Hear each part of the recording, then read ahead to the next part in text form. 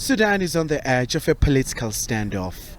A massive battle rages between General Abdel Fattah al-Burhan, who heads the transitional government, and the rapid support forces led by General Mohamed Hamdan Dagalo. It's the first such outbreak since they joined forces to oust former President Omar al-Bashir in 2019. A number of countries such as South Africa, Kenya, the US, China, Russia, Egypt and Saudi Arabia have appealed for calm in Khartoum. As IGAD and as heads of state, that we ask for an immediate cessation of hostilities between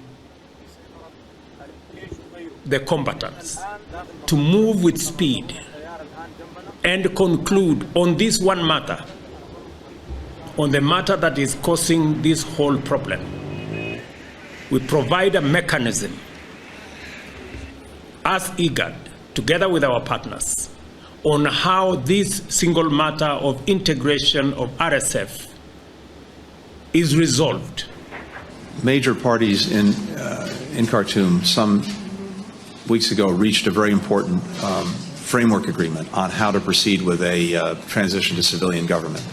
And there's been real progress in trying to move that forward. I spoke to General Burhan just a couple of days ago on that very topic. And there are still some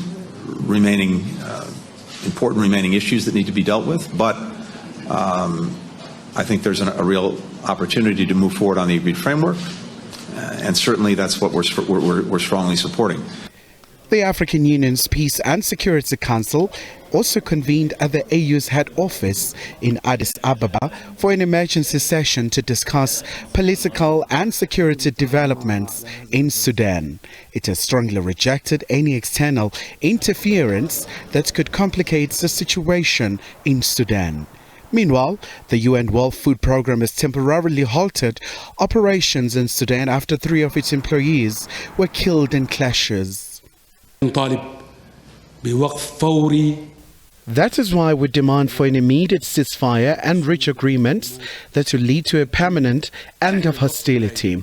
We need to at least reach a truce that will lead to establishing a humanitarian corridor that will allow civilians to have access to medicine, treatment and food. There are also reports that food, water and electricity are in short supply for civilians in the capital.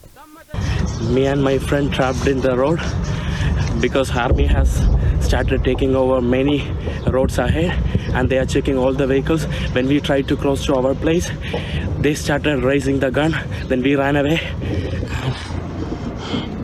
See, army is there.